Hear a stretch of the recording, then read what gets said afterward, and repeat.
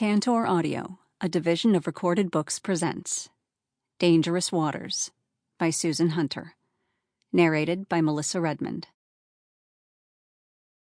There is nothing on this earth more to be prized than true friendship. Thomas Aquinas. Prologue. Bryan Crawford steps from his warm house into the cold air of a March night. He is heading to his outdoor sauna, as he does every Friday evening of the year. The light rain that hits his face makes him shiver. He's glad his sister Rhonda isn't here. She'd be nagging him to wear a coat and put on shoes instead of flip-flops. It's not even 40 yards to the sauna. He's 54 years old, and she still treats him like he's a little boy. She's always been like that, but her constant hovering can be hard to take. She's not the only woman in his life who's starting to get to him. His wife, Rochelle, was all sexy and pretty and whatever you want, Bryan, before they got married. But she's different now. She wants him to do this. She doesn't want him to do that. She's even talking about him selling his hunting cabin. That's never going to happen. Maybe all wives get like that after a few years. That's how it was with Jackie. He's going to have to lay down the law with her. He doesn't need a nag for a wife. Rhonda can handle that. That's another thing that bugs him. The two of them, Rhonda and Rochelle, are always picking at each other, fighting over him like he's a winning lottery ticket. He laughs a little then. In a way, he kind of is. He's good-looking, owns a business that makes plenty of money, and he's not stingy about letting them spend it. He has a brief thought that it's Rhonda who puts in the effort at Crawford Plumbing and Electrical, not him, but he tamps that down. He's the owner. He's the one his dad left the business to, not Rhonda. She's lucky, when you come to think of it, that he gives her as much freedom as she has to run things. Where would she be without him? At the sauna door, he reaches down under the badger's welcome mat for the key. As he stands up, he's startled by a noise coming from the woods behind him. He turns and peers through the darkness. He can't see anything. A week or so ago, he set up a trail cam to catch footage of a black bear he saw out in the yard one night. So far, no luck. Not tonight either, he decides after hearing nothing else. He unlocks the padlock and slides the security bar back, then bends down to put the key back under the mat. Whoa. He gets a head rush as he stands back up. He puts his hand on the door to steady himself, then goes inside. He's been feeling off all afternoon. He would have checked his blood sugar, but he didn't have any test strips with him. Rhonda always has them. She never lets him forget he's diabetic. All that checking is a pain in the ass. He's strong, he's healthy, he takes his insulin, he eats right. Most of the time, he doesn't even think about his diabetes. Nothing says you're a candy ass like poking your finger 100 times a day. He did a test when he got home, though. His sugar was high, but he jacked up his insulin, so he should start coming around soon. He always has before when he's had an issue. The sauna is warm when he steps in. He told Rochelle to set the heater to preheat before she left for the weekend. She remembered, so score one for her on the keeper side. She has her faults, yeah, but as long as she keeps her looks, doesn't get fat, and backs off on nagging him, he'll probably stick with her. He sets the timer for 15 minutes and sits down on the bench. He's thirsty, even though he polished off a bottle of water just before he came out. He shrugs. He's got one in the pocket of his robe. He takes the cap off and brings it to his lips, draining half the bottle in one swig. He loosens the belt on his robe and leans back on the bench, closing his eyes. They fly open as he hears the sound of the safety bar on the door sliding into place. He jumps up, but he has to pause a second as a wave of nausea hits him. He hears the snap of the padlock clicking shut. By the time he reaches the small window in the door, all he can see is the back of a hooded figure running away. Damn it! He put the lock on to keep whoever got in and trashed the place out. Are they playing a stupid joke to pay him back? He pounds on the door and shouts, but of course they don't turn around, if they can even hear him. He reaches reflexively for his phone, then remembers that he doesn't have it. It's on the counter in the kitchen, where he always leaves it when he uses the sauna. He sinks back down on the bench. There's nothing he can do but wait for them to come back. He's thirsty again. He reaches for the bottle and drinks the rest of the water. He sits back once more, but after a minute he feels a sharp pain in his gut. He's still nauseous. This isn't good. His blood sugar must still be out of whack. If he doesn't get it straight, he's in real trouble. But he can't get out until whoever locked him in lets him out. But when will that be? When will they come back? He needs to get his insulin. He feels the first faint stirrings of fear. He tries to push it back with anger. He's going straight to the cops as soon as he gets out. Hell, he's going to offer a reward to anyone who finds them. A big one. That wasn't a bear he heard in the woods. It was someone waiting for him to show up so they could lock him in for a not funny joke. He gets up again, looks out the window again, sees nothing again. God, he's starting to feel awful. He's beginning to sweat, and he's dizzy, and he has to pee. He has to get out of here now, not later. He pounds on the door. He shouts. Then he stops, as the stark reality of his situation hits home. They're never coming back. Why would they, and chance getting caught? They don't know that there's no one at the house to come looking for him when he doesn't return after 20 minutes. Rochelle is at a retreat. Her son Adam is in Chicago. His daughter Stephanie is at college. Even Rhonda isn't around.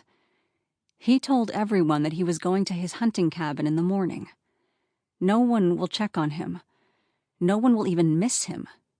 Not until Monday. By then, it will be way, way too late. He feels a rush of despair as sickening as the nausea that rises with it, and he sinks to the floor. He doesn't deserve this. How can this be happening to him? He has to think. But he can't think. His thoughts won't hold still. His mind is jumbled and confused, and his body is in pain. He doesn't know how long he sits there, his mind a tangle of half-formed thoughts. He can't concentrate. He's sweating profusely now. His heart is racing. His mouth and throat are dry, but there's no water. His abdominal muscles spasm painfully, and he cries out. But no one hears him. He tries to stand, but he stumbles. His head hits the corner of the bench as he falls. He loses consciousness, and it's a blessing. Throughout the night, he moves in and out of wakefulness. His cries for help grow fainter until they're no louder than a whisper. It doesn't matter. Only the night visitors, the deer, the raccoons, the bear, are there to hear.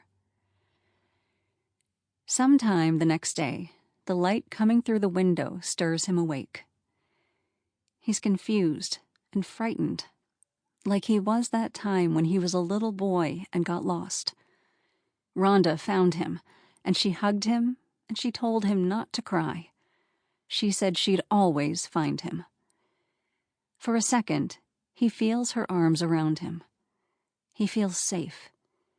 He tries to hug her back, but she's gone. Where is she? Where is he? He feels so bad. He's been sick. He has a foul taste in his mouth. His stomach muscles keep cramping, and it's hard to breathe. He just wants to go home so Rhonda can fix it. He's so very tired. His voice is a bare murmur as he calls her name. Rhonda, who has always been there for him, though he rarely has been for her, doesn't answer. Even with his mind so muddled, he knows. She isn't coming. No one is. He's going to die alone. Late Sunday afternoon, the door opens. A face peers around the corner. The killer stares intently for a moment, looking for signs of life. There are none. Bryan Crawford is dead. 1. I've never killed anyone before. I hope I never do again. Sometimes at night, I still wake up in a tangle of sheets and sweat, my heart racing, my hand gripping a gun that isn't there. I can feel the rage coursing through my body, just as it did that day. I can hear the shots ringing in my ears, once, then twice, then 3 times. My voice is a ragged whisper, and my breathing is harsh as I repeat out loud over and over again, I had to do it. I had no choice. But there's always a choice, isn't there? Was killing another human being truly what I had to do, or was it what I wanted to do? I'm still not sure. But then, I'm not as sure as I used to be about a lot of things. My name is Leah Nash. I write true crime books. I also co-own a weekly newspaper in the small town of Himmel, Wisconsin. I bought the local newspaper with a business partner a year or so ago when it was about to go under. Yes, I know. Buying a newspaper these days seems about as sound a business decision as investing in a training school for switchboard operators. But I'm a big believer in community journalism, and I can't resist an underdog, whether it's a person or a business. We run the Himmel Times on a shoestring. An editor, 2 reporters, and a few stringers. It's not ideal, but it's what we can afford.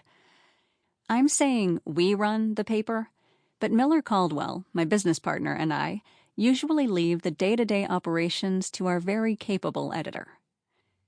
Miller is definitely hands-off and never interferes with editorial decisions. I have a harder time staying out of the newsroom. In fact, I'm pretty much proof positive that you can take the reporter out of the newsroom, but you can't take the newsroom out of the reporter. But on the late February afternoon when this story begins, the newspaper wasn't on my mind at all. Instead, I was mulling over a proposal that had taken me by surprise. No, not that kind of proposal. This one came via a phone call from my agent. Leah, if you're standing up, sit down. If you're sitting down, lie down. It's for your own safety, because what I'm going to say will knock you into next week. Clinton Barnes, my agent, rarely bothers with hello or goodbye. He's always on the move. I don't mind. His frenetic energy and persistence sold my first true crime book, and when my original publisher dropped me, he found me another one, which is not an easy thing to do in a tough market. But he's a relentless taskmaster when it comes to pushing me to meet deadlines. Hi, Clinton. I already made the corrections to the manuscript and sent the pages back to my editor. On time, in case you didn't notice. You don't have to hound me anymore. If I weren't so excited, I'd be offended. When I call you, it's support and concern. Support and concern, Leah, not hounding. Now listen, I had a brainstorm. I talked with your editor, and she is totally on board. It's going to be great. What's going to be great? You haven't settled on the subject for your next true crime book, right? Hey, I just finished the one that's coming out this summer. I thought this wasn't a hounding call. Don't I get even a little break? You're making my left eyelid start twitching again. Yes, of course you do. But listen, we think, you should try your hand at fiction. Fiction? I'm a journalist, Clinton, not a novelist. I don't know anything about writing fiction. No, not interested, I said firmly. Mark Twain was a journalist. Maya Angelou, Nora Ephron, Michael Connelly. They all made the move to fiction. It worked out pretty well for them, wouldn't you say? Well, yes, but standalone nonfiction sells, yes. And you know I love yours. But it's an uphill climb every time. The only surefire nonfiction hit is a celebrity tell-all, something by Malcolm Gladwell, or a heart-tugging story about a feisty little rescue dog who changed his owner's life. Do you have a dog frolicking lovably around your house? Is he your sidekick in crime-solving adventures? Does he snuggle next to you, intuitively offering comfort as you silently weep over a bad book review? I glanced down at Barnacle, the small dog of indefinite heritage who belonged to Gabe Hoffman, my partner in romance and sometimes crime. Barnacle was staying with me while Gabe was out of town. Far from meeting Clinton's criteria for a dog companion, Barnacle could easily be mistaken for a rug, except for his not-so-gentle snoring as he slept in front of the fire. No, not exactly. Not at all, as a matter of fact. I have a dog here, but he belongs to my beau. And you know I don't silently weep when I get a bad review. I just show it to my mother, and she hunts the villain down and makes him sorry he ever learned how to type.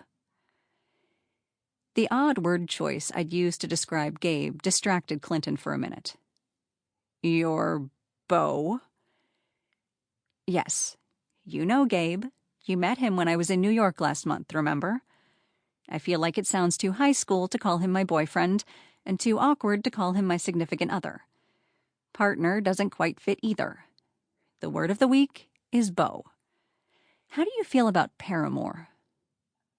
Not good. Why don't you just get engaged and call him your fiancé? You've been talking to my mother, haven't you? Stop distracting me. Seriously, just listen for a minute. You need to write a mystery series. A fiction series would give you a reliable income stream, not the highs and lows of standalone books. You get readers hooked and they keep coming back. Plus, you won't have to spend days researching, weeks interviewing, and months writing. You can just think of an idea and bing, bang, boom, you write the book. Plus, and I know this will appeal to you, you can get revenge on real-life people you don't like. Clinton, you've been reading my diary. How would that revenge thing work? Easy. Just turn them into characters in your books and do what you want with them. Expose them to humiliation, leave them penniless, have their lovers dump them, give them a fatal disease, whatever strikes your fancy. Then just stick to your disclaimer. You know, any resemblance to actual persons living or dead or actual events is purely coincidental. Besides, who's going to take you to court to insist that the corrupt politician character in your book is really them? With fiction, you can do whatever you like. You'll be in complete control, Leah. He said the last part enticingly, like the devil tempting Jesus in the desert. And I have a much lower temptation threshold than Jesus. I don't know, I said. Despite the misgivings I had about my ability to create a fictional world out of nothing, the dual prospect of control and steady income was appealing. Clinton sensed my resistance fading and moved in for the kill. Yes, you do. You know you'll be great at it. I've got another call coming in. I know you're going to do it. It's perfect for you. Talk soon. 2. After talking to Clinton, I poured a Jameson over ice and sat down in my favorite thinking spot, the window seat in my apartment. From there, I can overlook the downtown, such as it is, of my down-at-its-heels hometown. Years of factories closing and stores shuttering have taken a toll on the population of this once busy little city. The 15,000 or so souls who still soldier on are either too settled in their ways to move, too young to have a choice, or too delusional to realize that Himmel isn't coming back. At least that's what I thought when a self-inflicted career injury forced me to move back home a couple of years ago. I took a temporary job at the Himmel Times, the place where I had started my reporting career 10 years earlier. I never intended to stay. It was just a stopgap gig while I regrouped, but it didn't turn out that way. I don't believe in many things, but the few that I do, the need for community, the obligation to keep your word, and the importance of seeking the truth, I try to honor. That's why, after my first book made some decent money, I used the profits to resurrect the Times.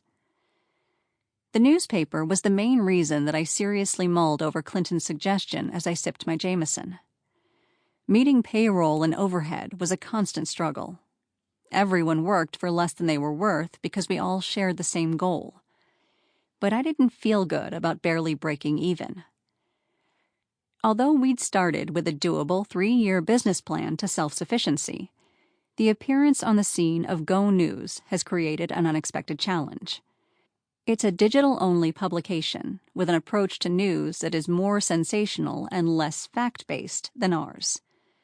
And it's managed to siphon off a significant number of our subscribers and advertisers, who weren't that plentiful to begin with. I'm happy that my business partner, Miller Caldwell, is both wealthy and generous, but he's had to provide more financial support than we planned. It isn't fair to rely on him to rescue the paper while we battle it out with Go News. If writing fiction could produce a steadier stream of income for me, as Clinton predicted, maybe it was worth a try. But could I even do it? I'd been all about the facts all my writing life, and even if I did manage to create readable fiction, would I enjoy doing it? Writing true crime books has all the elements of journalism I like. Research, chasing down leads, interviewing, putting the pieces of the story together. And none of the things I don't like. Meetings, timid corporate attorneys, editorial to advertising ratios, and bad headline writers. Fiction would be very different. I probably agonize over change more than most people do. Intellectually, I understand that nothing stays the same. Without change, butterflies wouldn't exist, trees wouldn't burst into glorious fall colors, whalebone corsets would still be a thing.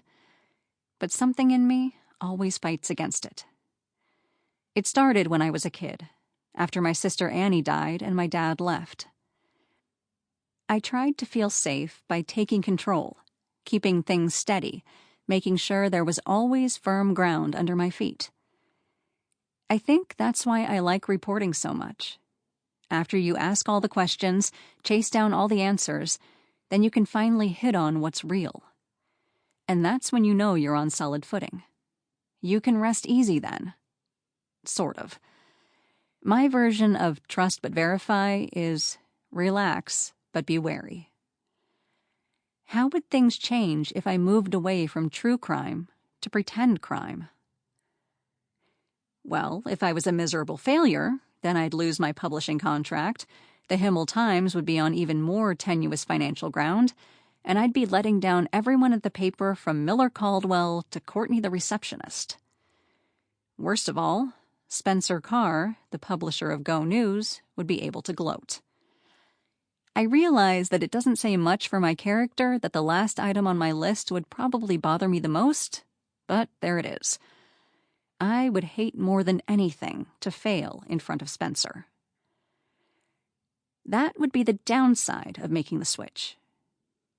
The upside could be that I became a successful mystery fiction writer, with a series that developed a solid fan base and turned out a respectable and steady stream of revenue. Something my standalone nonfiction had not done. I had no illusions about being Sue Grafton-level successful. However, it would be very nice to have a reliable source of income that was enough to help keep my little paper alive, my lovely apartment roof over my head, and my requisite bottle of Jameson in the cupboard. Still, it would be a big change. I was just about to consult my magic 8-ball for an answer when the buzzer at the back entrance of my place went off. 3. "Hey, you," Gabe said as he stepped inside my apartment. "I missed you." He offered a long hug and a lingering kiss to prove it. "I missed you too. So did Barnacle. Look how ecstatic he is." We both glanced in the direction of the living room, where Barnacle had deigned to open one eye and give a slight wag of his tail by way of acknowledgement that his master had arrived. Gabe laughed. "He only brings out the big guns when Dominic is on the scene. Maybe if I ran over shouting, 'Barnacle, Barnacle, it's me, I'm back,' then dropped down, snuggled his neck, and kissed him, he'd respond with more excitement."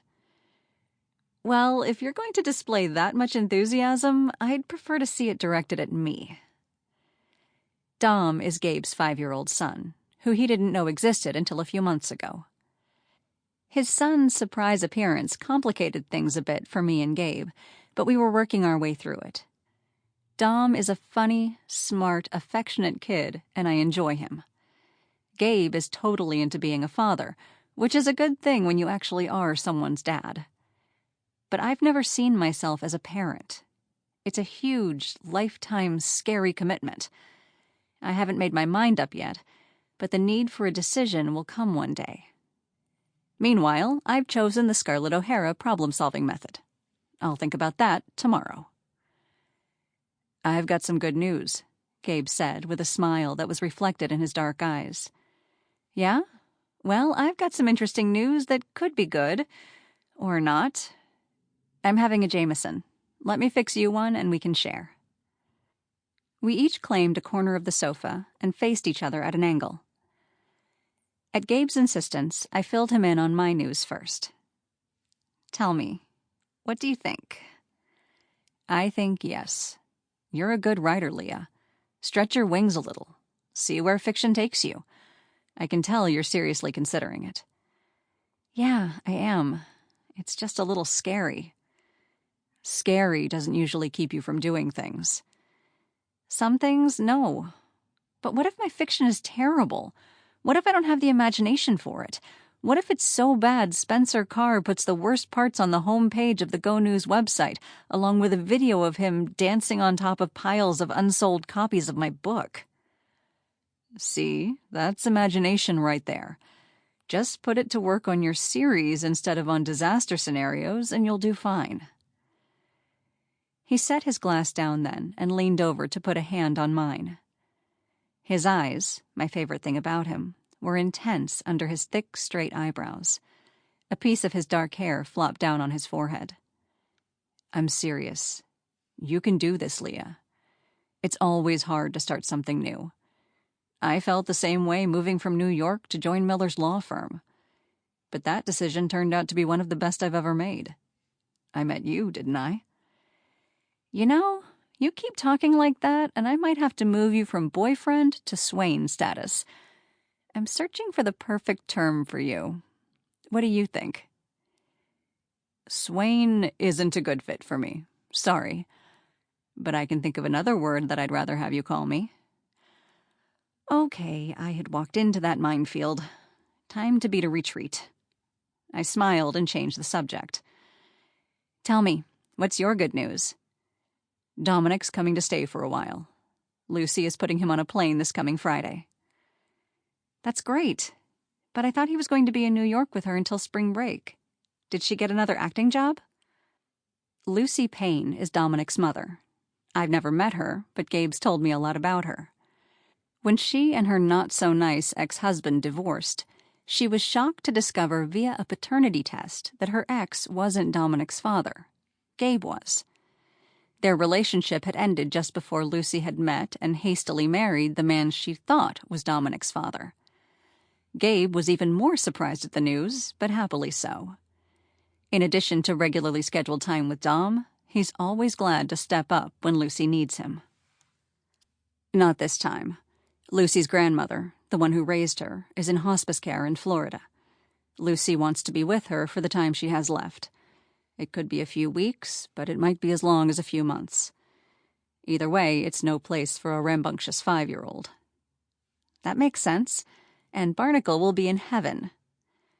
Can you stay tonight? You haven't told me anything about your conference.